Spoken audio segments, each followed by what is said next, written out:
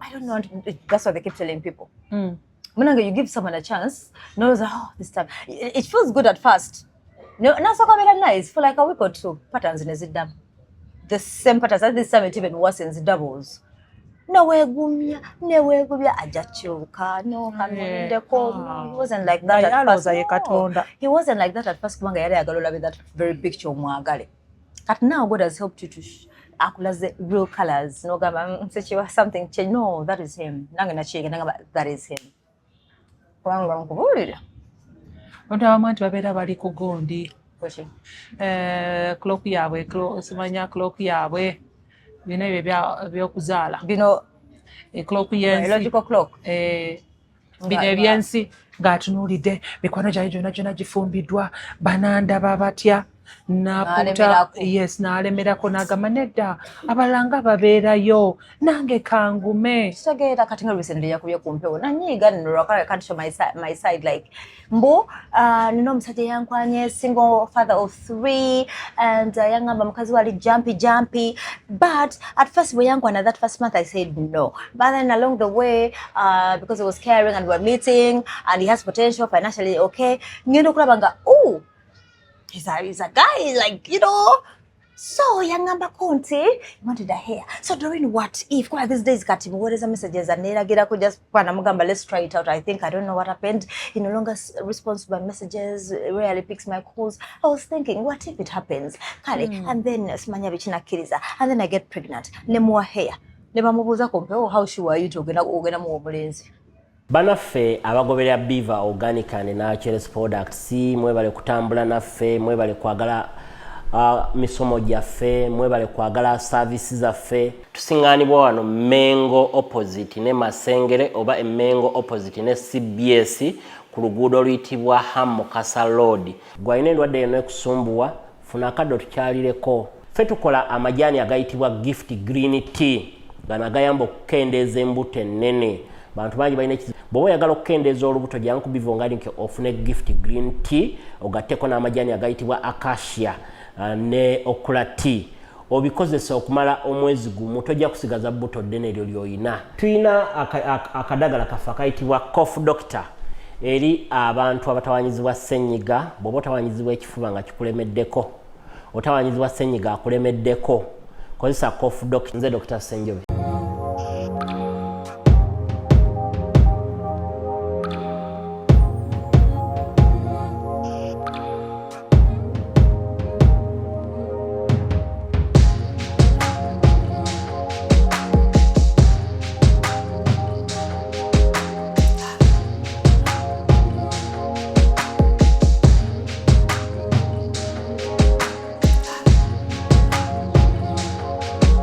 Neda tunatandika Naye dodo bakola batya mpozi kyemanyi waliwo magnet kano ke kalabika olaba kano ke kabeerera kulina kwerako magnet kana k'omunda kano it has changed itself. Well, there's a magnet of sorts. Okay, now we can start. Nedda Pax nedda omumanyi tagala kunsesa somwesiga simwesiga yadde nettondo otereddeyo aha kawetha okalabye weather for 2 literally simanyi lwaki bagamba weather for 2 but yeah literally and weather for 2 nga the person goli nayo manyi wali obaddeko ne weather for 2 gy'ogamba eyo I used to get excited nga ngenda ne guy nga I'm going to give him a lift then obanga droppinga mama naye yatuukanga mu kkubo nandika okuyomba n'abantu nenyiiga ne mubeera mu traffic jam gwe ng'osabira muleme kutuuka naye nga na road rage bagiyita batya road rage like sungo yomba nono aba boda oyomba nabo nomalako tomalako baleka bulendiko okusabirira oba mutuuka ddi ngowera you're embarrassed bimanyi I know those things yokwera nga you're embarrassed naye nga naye but Neda you're right this weather is good nga you're too nga you have a connection by the way So yakwera mu relationship, you're in the same house, then guys like you're single. Naye cold weather naye sijagala nga twambadde bumini bwaffe. Why? At night, like when you dress for your van, go no yambala kamini, and then it's cold. Natandika okankana ate kinyiza ku nkuba. Empewo ebeera nnyingi nga busenyi nga butandika okubeera nga bujja. Nze tebijja. Kyogamba osobola n'okunama mwene enkuba ddodo. Yo. Ate kana tolaba leero mbayambye kuno bayambako. It's a bit thick, yeah, but just because I had a meeting somewhere. Yes, nobody ngina kukunama. Ayo yandi mukuluzinga wait ngina bagenda balage but mulinze ko lituuke. Yes, kati just imagine omanyi anti bagamba sometimes you know kulaba red flags z'omuntu nolaba whether omuntu anakulabirira, whether someone is good in such cold weather bina. You wonder, that's why they say most African men are not romantic. You're moving, imagine, with your partners, cold weather, taking a stroll, evening walk ebyo webityo. Omusajja n'atajja ku jacket, olaba omuntu ayambadde tajja ku jacket. Are you a man? What does it mean to be a mom? That jacket and you're a protector, for crying out loud. You are a protector. I didn't know whether they choose. So you as a man, show me. Hey, show that you love and care. If a man doesn't do that, I don't. If it's the first date, I don't come back. No, that is just. No, seriously, I block you. Sit down. No, seriously. Okay, mbiraba neraba baza jacket. Oba ne coat. Never guy abamu. Naye nga bawunya. Noyambala jacket ye babikola naye nga zibeera ziwunya. How do you stand that? Lwaki ogenda ku date n'omuntu awunya jacket? Kati wano kungulu ebeera tewunya because kati abeera either agitambuliddemu the whole day oba seekyo ali nervous ogenda okuwulira nga agikwambaza neewunya ddodo. Oyo mbasi kyadda. Kati nze nabiraba nga tulina events ez'ekiro and then you're feeling cold bano ne balyoka bakuwa like zina events ze twali tukola ne bakuwa ku jacket biki bakuwa ku jacket kati nenkakubisaamu naye nga teri yali ampadde jacket ye ng'ewunya bulungi zonna zibeera era sisobola sijja kulimba naye mpoza ekinyiiza still talking about dressing up is abasajja banyiiza katulaba nga zino concerts zetugendako mugenda ku Serena wadde omusajja yabeera aguze ticket lwaki mugira mu shorts ng'omukazi ayambadde nga occasion agiweeseza ekitiibwa as in some men ne mutuuka ku red carpet yajja awuuba bazita batya ezo engatto ze bambala bi open ebyo wambadde ne bi crocs biki ebyo byonna bi flat shoes. Why do men do that? I don't know. I think they're not they're not more careful like we ladies. But if for us, when it comes to beauty, there's no way unless you mukazi ayine charm. Making sure at least you're smart. Never ngo lugoye lukadde, you make sure that you accessorize.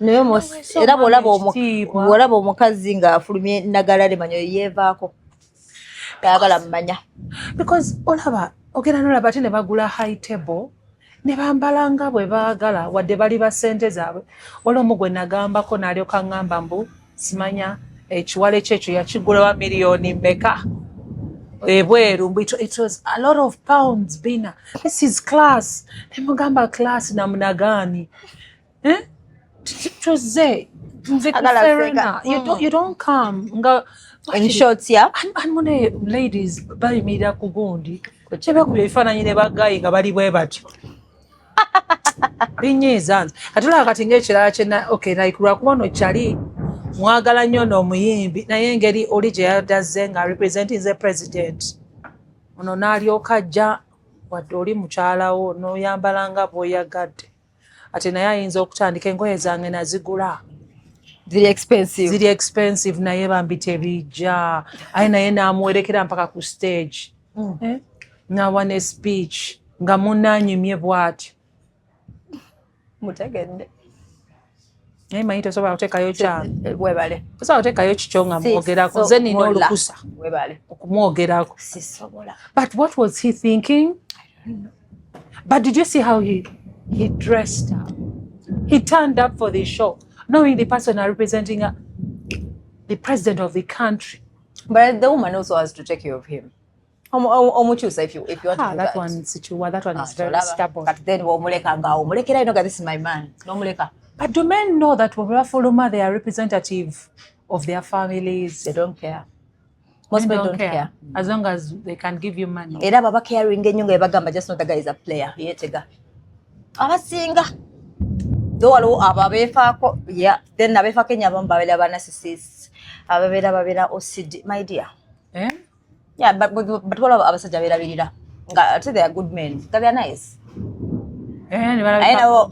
No, a couple of sometimes you have a background. Sometimes or maybe omuntu yasoko omuna one of the exes nga yamuchusa bwe yali yagala ennyo nakkiriza akyuke nga yagala addressing it a certain type of way namuyigiriza how to perfume bichi bina. But I'm happy about abami abakkiriza abakyalo okubeera nga babalabirira mu bintu mu mbeera eyo era waliko ate bagamba mbu eggulu bw'oyambalanga ready tewali alina ready bwe bagambanga eggulu muna nga likuba nnyo liiza okuba ne likuba nga tataafe eggulu bwe lyali lijja bweki nga ligenda kuba ng'akola bwati ng'akwata matu everybody nze simanyi anti ndoza likanga naye nga bagamba si ddungi lyakutambuliramu ng'okola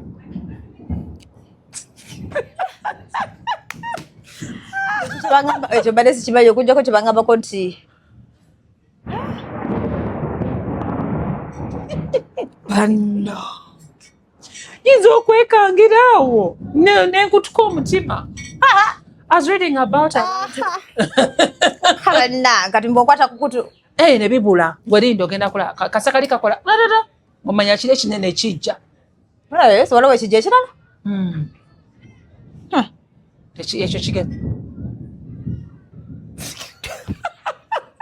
manyi reflex action kadanga mumutima adinga osoma nga bagamba ki ate nsoma nga bayogera ku symptoms eza cardiac arrest ne bazoogerako ekyeka omuntu wakukanga abantu abafa omutima nga bagamba ono omukyala w'omusumba wamulabye pasita mulabide Sarah Kimuli yali ku gundi ya Bugembe namufuwa nga she's very excited the next day bagenda okwiramba ate mbu she didn't make it mbu they're saying it was a cardiac arrest mbu kubanga nawedde bambi bawa abinyumya mbu yadduka amadala bino nga omanyi nga for example aga monitor dodduka kaba yatuuka nagaba pulira nga omutima yagukanga I don't know like it was God only knows like omukazi yabadde awo ku TikTok ng'ayogera nange tegeze ina weetonya somewhere heavily bekitegeeza nzambi bali bagamba ekuba ebeera erina obusungu okuzanyira mu nkuba naye kati nange edda nali nzannyamu nga njagala ice nga atonya nga ngiramu anti nga mulya ate nga rain is also good ekitegeeza if you want your hair to grow kyekinene kye bagambye olaba kyaka bwekyo kiyinza okwaka nekyokya omuntu mama fire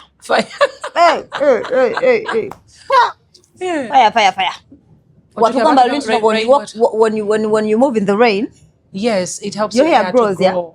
Your hair grows. But then there was a bat wagamba there was a bat nga neera yogera ku nsonga nti enviiri bw'otazoozaamu minerals ezimu zikutula enviiri ezibeera zivudde mu mazzi g'enkuba oba nezisiiwuusa right ezisiiwuusa kati ate abantu abamu nga tugenda mu salon bo kye bakola drying enviiri zaffe instead of making sure that zikola ki bazooza bulungi nnyo ne bajjamu those minerals ezibeera gundi zino minerals zino eziva mu mazzi kati neera bwe neetonya ngenda kukwata mangu ekikopo kyo ngende nembeke soka tulindeko enkuba eneemu esooka eyo ekole ki eveeko kati wakati awo erimu ebintu nga magnesium, sodium, potassium ebirungi ku mubiri gwaffe. Kati now it can only help the hair ng'obinywedde no naye tebibeera nga biri kungulu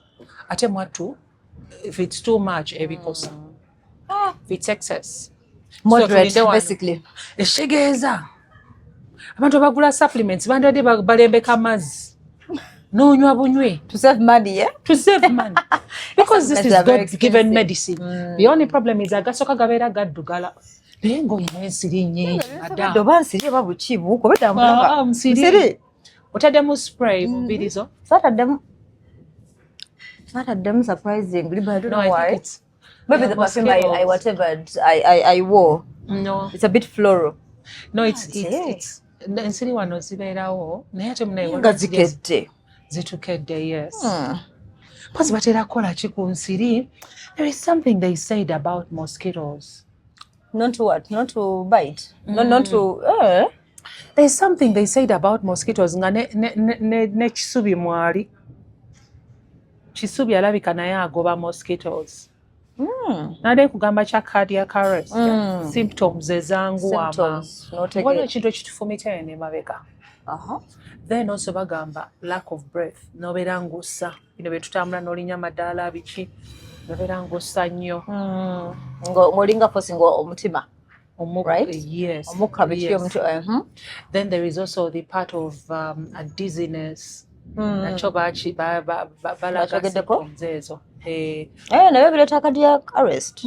Like they show you by the time cardiac arrest wetuukira there are symptoms. Nera bw'ogenda ku gundi obiraba. So I was watching somebody ku gundi ng'ayogerako symptoms of cardiac arrest. Munange neŋŋamba kitegeeza kati nno kanjede olaba siizo fainting, light headedness nga bwe nkugambye headedness munaye bazitaddeko 5 warning signs. Chest pain eyo mbadde njeraidde wowulira nga ekintu kikuluma olusibe tulowooza mu empewo eyingiddemu.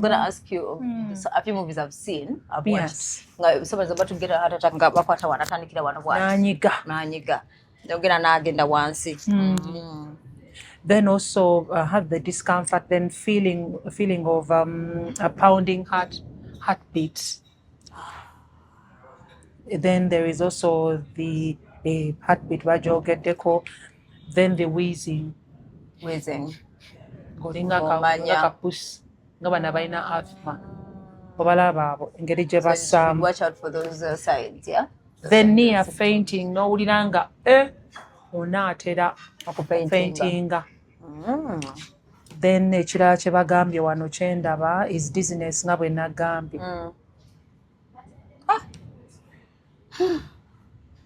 Actually, you're right. But I mean, there's something that you do that I really commend you for.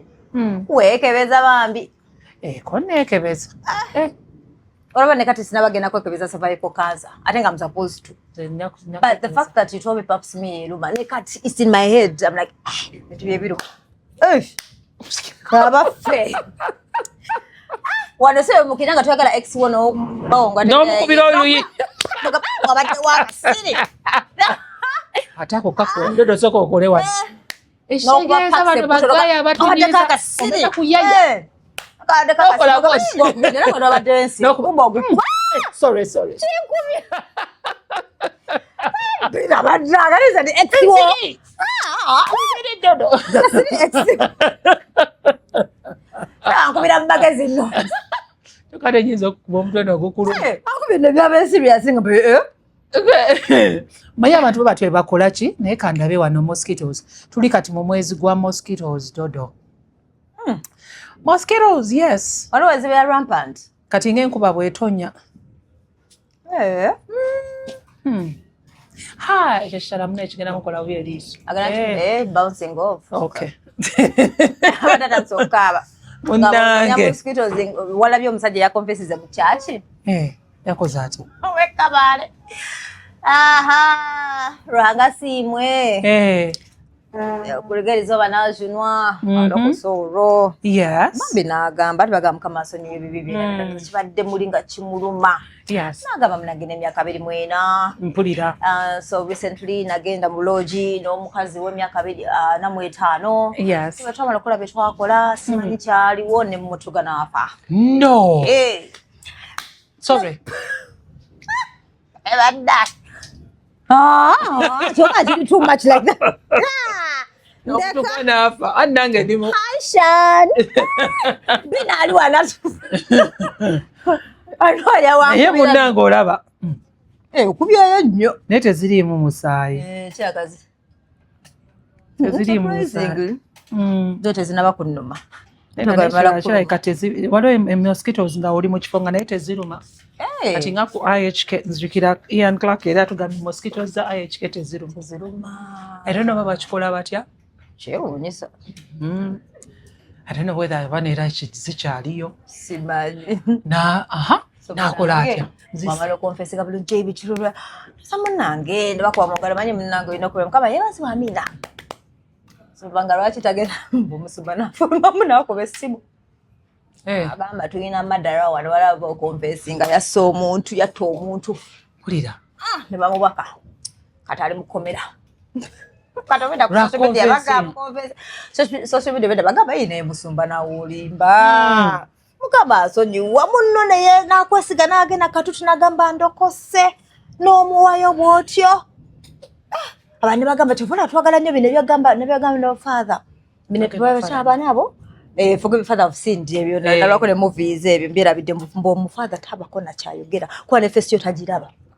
Tanagamba hayi brother God confessing eri awalala father batakulaba. Mpulira. Ningamba bannange. Nentulira akavubuka ningamba naye bannange ne wakubadde. Not omuntu. How do you live with it? Anyway, but my name is different. Ndenze bannange I don't confess. Naye father yabadde mukyamu. Pastor. Pastor. Yabadde pastor. Yakubye essimu. Yabadde mukyamu? Obadde yagala sirika? Olina ba social media abamu? Mbu yandisirise kubanga alokose. Nange bwe ndowooza omuntu eyeenenye. Yenaye tubala okugamba. Iyo omuntu yazze n'akugamba n'akwesiga wandimulese n'omubuulirira n'akyuka. Ye yakubiddewo ssimu. Era ali mugonde ku the make further investigation. Because waliwo ne service emu gye nalimu sigenda kwogera church gye nalimu. Olina confessing obwezi? Nakonfessinga okutta. Nakonfessinga okutta naye munnange saalaba nga poliisi emunona. So it depends on pastors. So pastor no. Simanyi na naye omuntu waatugira omuntu yali anyumiddwa nnyo. Fetishes bino bi. N'okola bot. Especially I think he must have been yali alabika agenda I'm coming. But where are they going? Namutugana afira bale mukamasonye msekede mbintu bino nange ne yes nanga. But I don't know. Ya waliwo abafirayo mbiraba mbiwulira I mean olimuga mu pain mwafuna pleasure. No afirayo mbyokusaba. Yes, tola abantu ne babateekako ne gundi ne candle. Wax nebyoche olinde bamukwata empingu nemugira eno bwakwata amigo wa mukubana gamba hada pwa nakuba olina ayagala mbo mulinnyeko nendoza baba sick mentally sick no linya munaka kondo kumugongo mbu mwafuna no I think they are mentally sick in my mind. I think there is that type of sex gender but ndoza ya chains simanya those fetishes ebyo biche. What is that? Mbu bibayamba tulaba n'abantu abamu bwe bayomba bonga bwe bayomba. That's when they make up. No, that's when they make up. That sex is good. Makeup sex is that makeup sex is good. Munange lavanda rita wako na tuka witamade manyali innocent. Ndi abana binnakuzo. Makeup sex. Hey. My boy nkusikweze kakati. Ndeka daza kura. Kebihimba. Makeup sex enyuma bina you should try it out. No, I don't. Munanga you bond. You don't even have to. Obyera by the time you're done. Obyera then you're cuddling and then you're all sleeping. Bannange waliwo ebigambo ebimu my dear ng'oli yakyogedde.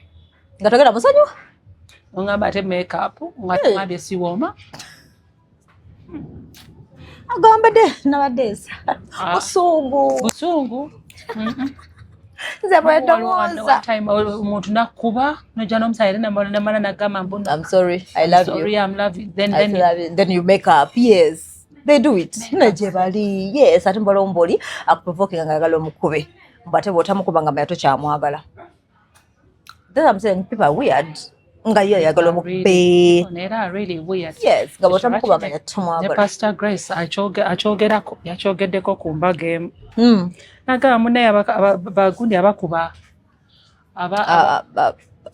bakapoza abekuba. Abakuba yes. Mbolabanga omusajja akuba omukyala. Toyanguwa kusaayo kikyo. Mbu munaye mbu mulimu abantu abamu bonga, that is their kind of way to love each other naye. That's their love language. That is their love language naye. Mbogenda okulaba ate nga bawangadde n'ogamba ye bano abekuba nga kyavaayo abeera agumiddeyo lw'abaana. Nga ye love yeeyo era mbu wala omukuba mukazi agamba tata gune nga takyankuba yabaati. Kati olwe mwawukana n'osanga atakuba oba okola otya. Tange simanyi provoking andoza. Naye gwe obwange tobukuba. Mune go toyina, so I'm like, how come? Mune for you don't have. I swear, I don't know why. I think it's your hair, maybe. I think I didn't even put spray today. I last sprayed it on Tuesday. But n'ebigambo, they were saying tebigambo ebyo n'ebintu bye boogera.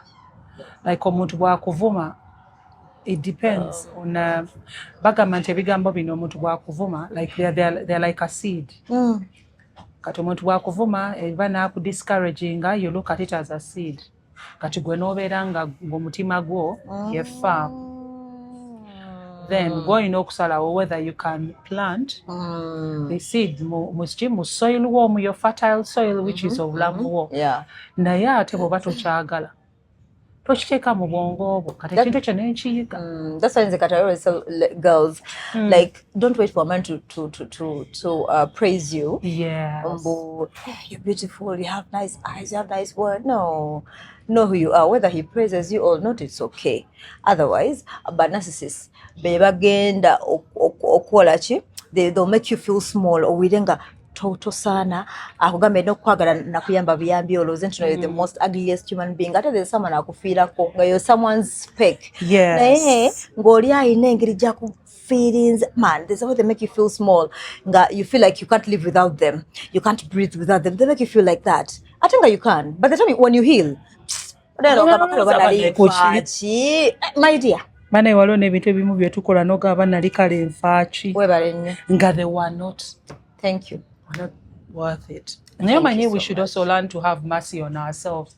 Omanyi naffe ng'abantu, I think naffe abantu tetweyagala in a way, like we are not kind to ourselves. True.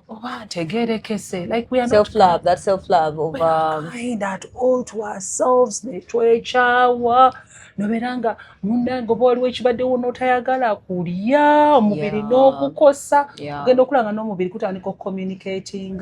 There is ate guweereza signal nga something is wrong.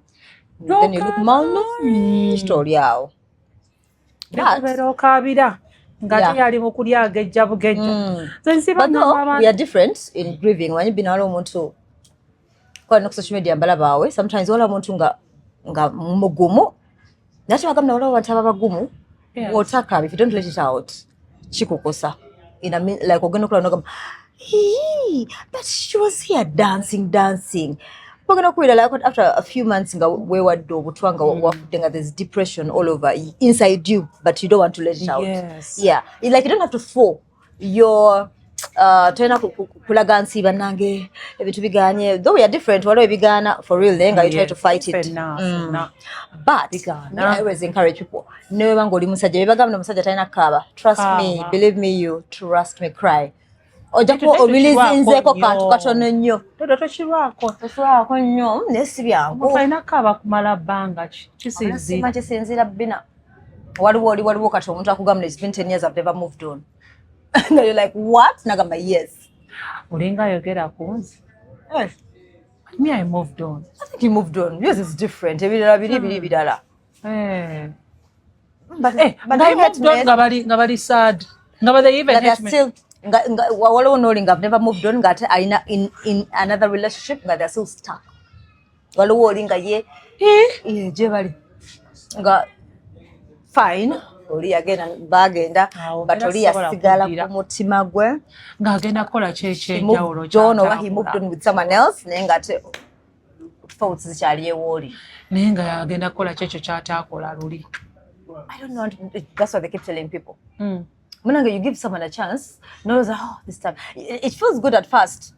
No, very nice for like a week or two. Patterns in it the same patterns, and this time it even worsens, doubles. No way gumya, ajachuka, no, he wasn't like that at first. No, he wasn't like that at first. Kumanga yale agalola with that very picture of Mwagala.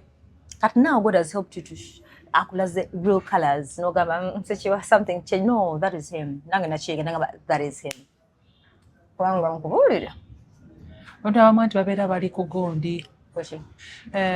Clock yawe, simanya clock yawe. Bino ebyokuzaala. Bino clock yensi. Biological clock. Bino ebyensi ng'atunuulidde mikwano gyayo gyonna gifumbiddwa bananda babatya. N'alemerako n'agamba nedda abalala nga babeerayo nange kangume. Kitegeera kati nga recently yakubye ku mpewo nanyiiga nno can't show my side like mbu nina omusajja yankwanye single father of 3 and yangamba mukazi wali jumpy but at first bwe yankwana that first month I said no but then along the way because he was caring and we were meeting and he has potential financially okay ngenda okulaba nga he's a guy, like, you know. So, yangamba konti, he wanted a hair. So, during what if, kwa these days, kati, what is the messages? And nera gira ko just, let's try it out. I don't know what happened. He no longer responds to my messages, rarely picks my calls. I was thinking, what if it happens? Kale, and then, smanya bichina kiriza. And then I get pregnant. Nemwa hair. Neba mubuza kompe, how sure are you to ogena mu omulenzi? Iye, bienda kuzino. No, mukaza, no mula so kubira hair. Eby'ennaku zino okuzaala omulenzi bw'oba oyagadde. You can do it, even twins, but kyengamba kati omusajja since jjukira yagala before singa. Omusajja ogenda mugamba otya nti? Alimba. Tolaba oli gwe nali nkugamba. Oli yali aŋŋamba mbu afunire ennyumba ebweru. Ampe ne miliyoni meka? 5. Ozaala obeereyo. Ate era ajja kundabirira. Yali agenda kugula ennyumba ebeerere ddala. Nga takutawaana. Ng'agenda kujja abeere nga kulaba. Nangamba oli mukazi mulungi nnyo weetaaga kuzaalamu omwana. Twandigezezaako. Naye Dodo kati miliyoni 5. Kati singa nzijja UK kulaba. Batusubya. No, but miliyoni 5 zandibadde zaggwawo dda. Because yalagenda kulekerawo kyogamba. Omwezi. Ate bw'obeera ng'oli wala ye ng'ali Uganda. Ng'ajja buzi. Omanyi abasajja b'ennaku zino long distance relationships. Waliwo abalemerako. Bo bati bwe batandika Dodo ndeka. Balemerako gye bali mukwano. Kati complicated nga tasobola kweta. Kati ndwano tukola na love life. Because it was then. Always I na love life ku YouTube. Twalete tulina. Twandibale tumukolera. Ndeka.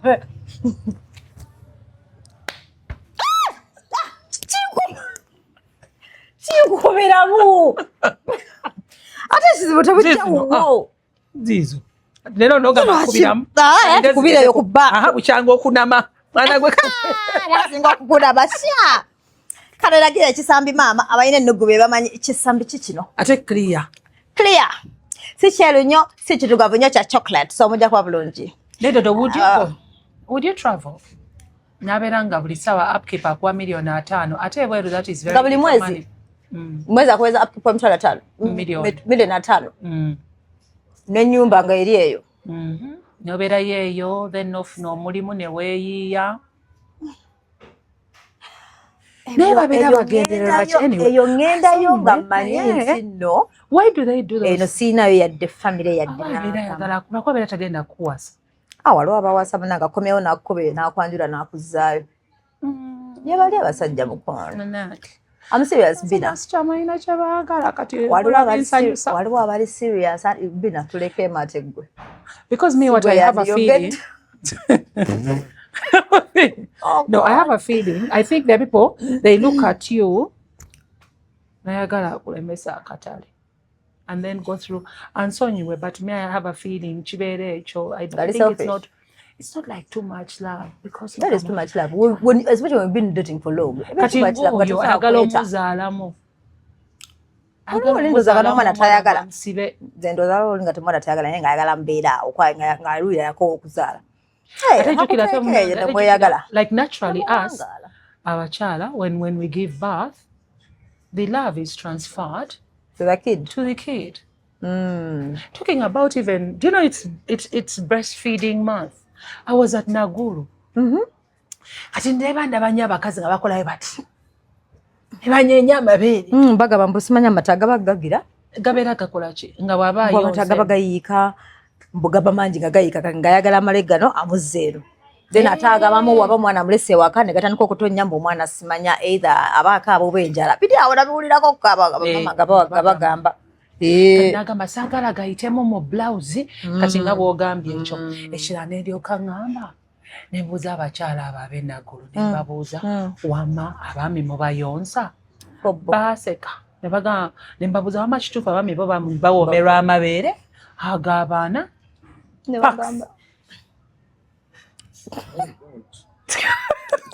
badde ndowooza oli ku bibyo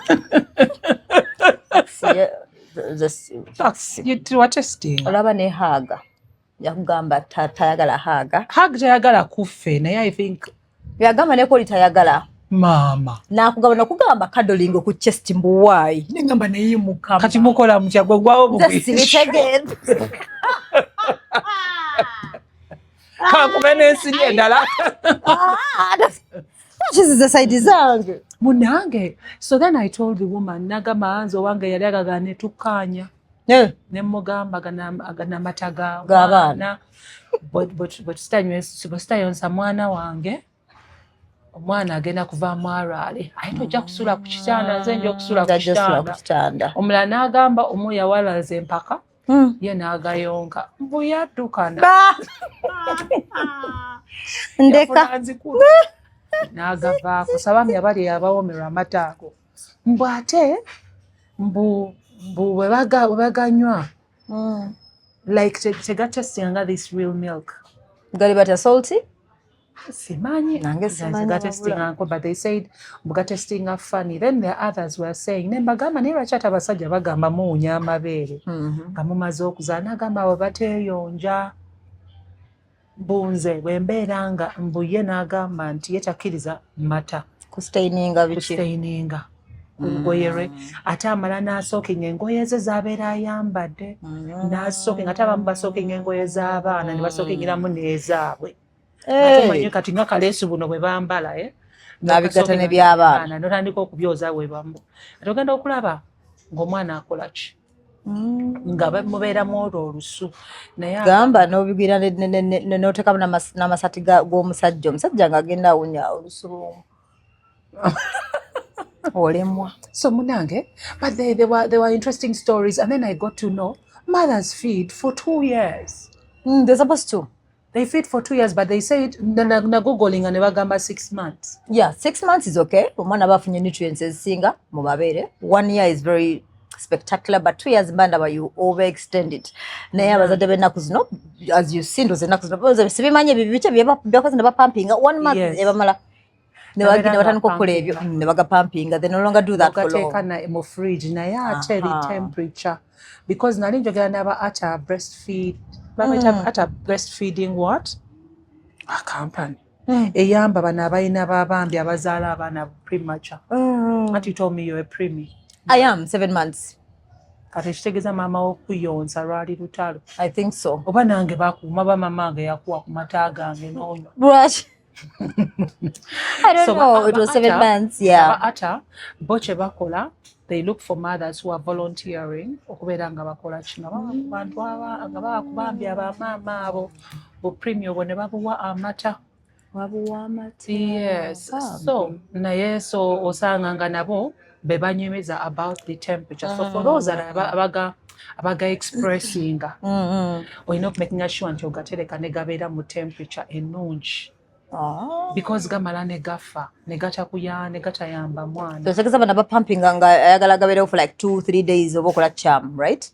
Olaba bakola ennyo n'olaba nga pumping pumping for 2-3 days dodo taliyo omanyi lwaki taliyo bottles oba just yali just move babeera banywa every after an hour mulimu so ziba just bottles nga nyingi abeere nga muwaako nendimanya relating ebintu byenjogera ebiri serious ne movies anti bali batugamba reality. Okay, what I'm saying is olinga olaba pumping nga bottles okay ne ku TikTok olaba olinga pumping nga bottles wondika ekitegeeza olaba bottles nga bulinga 8 buyinza okuba nga even is for one day kyogamba abeera pumping because every after an hour mbu omwana buli lwazuuka abayagala kunywa yes ekitegeeza omukozi waba trainers omukozi oba whoever amulabirira bwayimuka n'akaba ng'okwatako ka bottle ng'omugira ng'omuwa naye ate abala tebaagala kuyonza amabeere gaabwe gagenda gwa.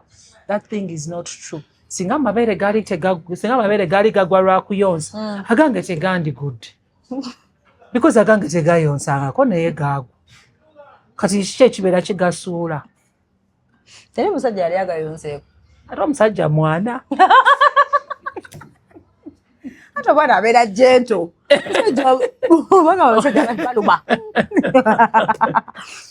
no, naturally as we grow older ka elasticity ako kavaamu mu mubiri olemwa kasirike.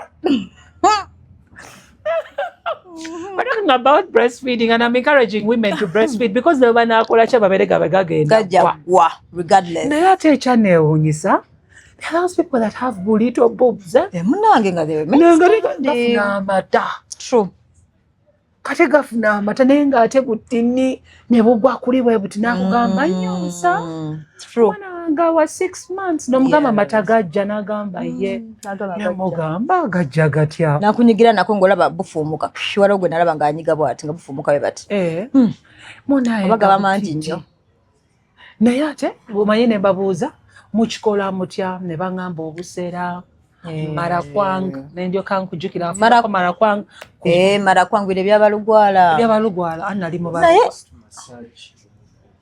n'okumasaginga mu mutwe. Oh really? I didn't. When you massage with warm water in your wife's hair, so that means you get a warm cloth. Come and teach me. No, try it out on me. But abayaya try to saba ku warm water packs ayagala ku abayaya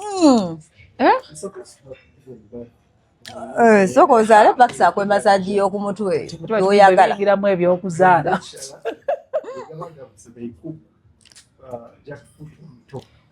jackfruit omuto oyo omuto namusanga n'omunywa a lot and then you also tests waliwo neggundi ekikola oba bakiyita batya mu Luganda but mu Luzungu fenugreek nekikawakawamu fenugreek ya fu biki ebyo kireeta amabeere nekikawakawamuko then also warm water when you already have but if it's reducing nga talina breast milk so warm water massaging the head with a cloth jackfruit fene n'omubisi abeera alina amasanda mangi. So what do you do with the masanda? No, you cook the leaves biki nalabanga some supermarket awo eri gyentera okugula ebintu nga munaye batunda jackfruit naye ndowooza kale wanjawulo nga I wanted to test nendyoka ntuuka nga jackfruit nga mubisi omanyi obubisi ne bamupakinga bulungi nnyo ne bagamba bwe nakomawo natandika okuyomba ne bagamba mwaguze jackfruit omubisi ne bagamba wadde gwe tomulaba ti mubisi era balabika nga mubisi ne bagamba there are people who like it kati ng'oli ayengedde nga tebamwagala nga taliiwo nga baagala ate mungi bamufumba kati mbadde simanyi nti ayamba ku mabeere ayakugambye ayamba ku mabeere the leaves no not the leaves the actual jackfruit fene yennyini then that is very good information. But chips chimanyi naye abakyala bangamba warm water n'okubeera nga abala ne banywa chai mukalu, but I don't know chai mukalu bagamba. That's chai mukalu. I mean, scenario packs jagame chai mukalu na bichi when you already have. So there are complementing. Now asna waliwo binangoli amatataina. Ekigeza bano abalina bu premature. Naye hena kyo kizo bakolera. Kati then there are those abalina challenge ng'omwana mukama amutute nga food. Waliwo gye bakwaye ne bikaza. Naye nga nalaba oli omukazi bambi nga akaaba nga gamuluma gonna gajjudde amata. Yeah. Yes, it must be having a side effect. Yeah, but continuously until whatever. Because the body ina signal endala yemanyi tuyina kuonsa. You're supposed to use it for for a whole year. They give you even nga ngoze munno nga ne body kujjuka no bebagambe bino yobanga aba abortinga so yagamba nti omubiri gwagumanyi nti no waliwo omwana kati yobola basigala balina soa boobs ala balina bichi until later negamba saka there is no foreign object ne guddayo but it takes time. Abantu bagamba nti you can tell oba omuntu yajjamu olubuto oba yayonsaako from kunipo ye nga doctor bwe yagamba. Nga kanyonyogera ate nga nze neekutteko. What is the problem? Do you also feel this way? I don't feel anything. No, I'm just saying, what do you try? Nothing. But now I say nothing. No, mine is.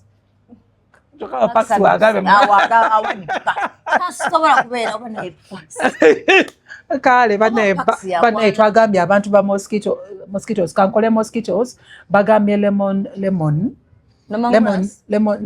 oil.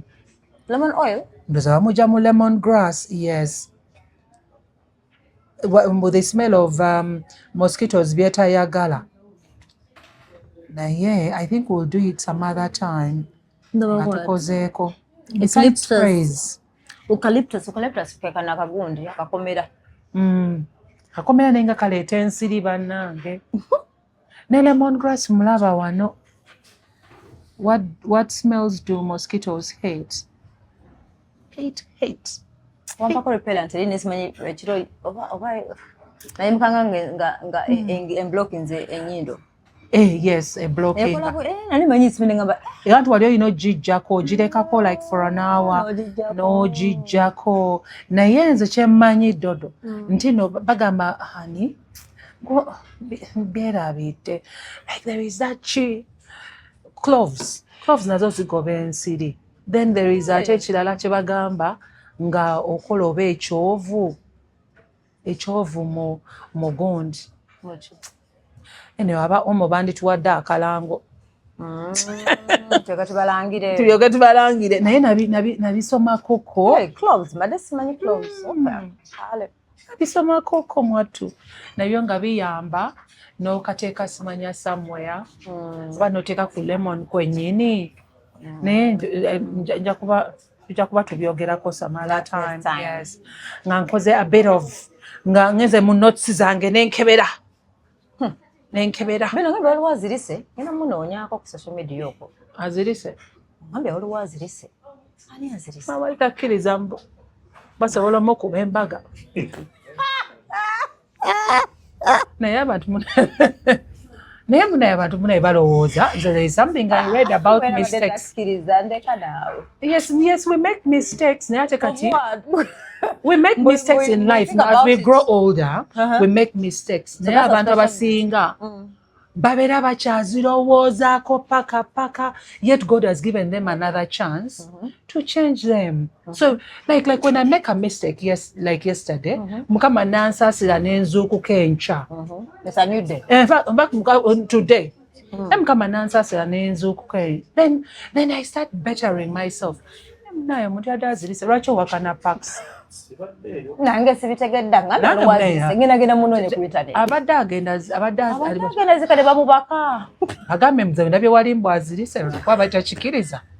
Bamukubye embaka. Nga bamaze I do oba nga bagambe is there anyone mu congregation? Dodo yagala nnyo okunseetinga.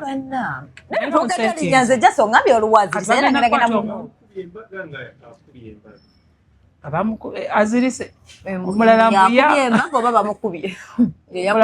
omulala nze kye ndowooza bagaye mbw akaabye mbu lwa ssanyu naye nze ndowooza akaabye lwakuba baby mamas baalese emabega tagenze nagabambi bonna bonna bagundi ne sita bawasa mpasizaamu ono namala n'akaaba bakusaba bamanyi mufumbo tagenda kufunayo mwana ali legitimate otegeeza ki oli yafeeko dda maama nga Zaria yafunye guni yagaye lwavuddemu shakimu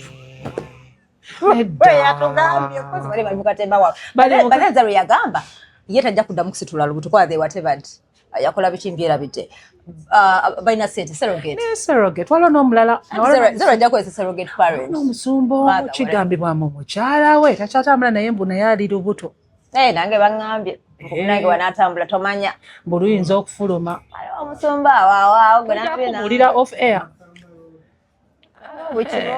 oba which road totuseetinga anjuzayuza bannange naye munnange saasigaddeka abasajja nga bakaaba kumbaga omu abamu abakaaba mbuwaye because a woman yes but a man either abeera atidde abeera alina kyawulidde nga kyayingiramu oba si ekyo ng'abawala bamenye emitima bangi nga either bamuweereza message ne bagamba tosobola kunkola ekyo. You think men care? They do. They don't care. Heartless. Olaba ye bakana werero. Pakisayinza kwe bakana werero. Kamuleko example. Enkera. N'omulaba ng'ali wali kumbaga ate yabadde wano jjo. Sikiwa nera simanyi oyo mukazi oba yamukwana atya. Asobola gwa example endala. Gwagenda joko. Wanda. Anyway. Example ya Paxi. Awo yajja bijjako neimu abidiritingamu. Ne omusajja yeesokkaaba. Either why do men cry? Excitement, I don't know, but I don't think so. It's not excitement. But a man isn't supposed to cry on such a day. A woman, yes. Like make kids. She can't. But IVF. Asobola. With that stomach, tell him fibroids. You get tired, trust me. Because the change when you clock a certain age, but oli mukkiriza clocking a certain age, chances are oyinza okuzaala omwana ngali deformed. Ekirala ekyakye bagamba kuzaala mwana nga tannatuuka. Ezo zeguuni kati nemmala nfuna olubuto zesaa nenzaala.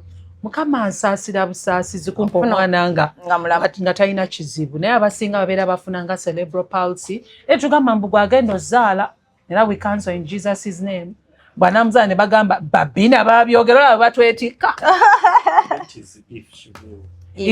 but she will conceive because according to that stomach temuli fibroids nze kafulu wano wa fibroids ezirimu Pax tweyanziza mukwano.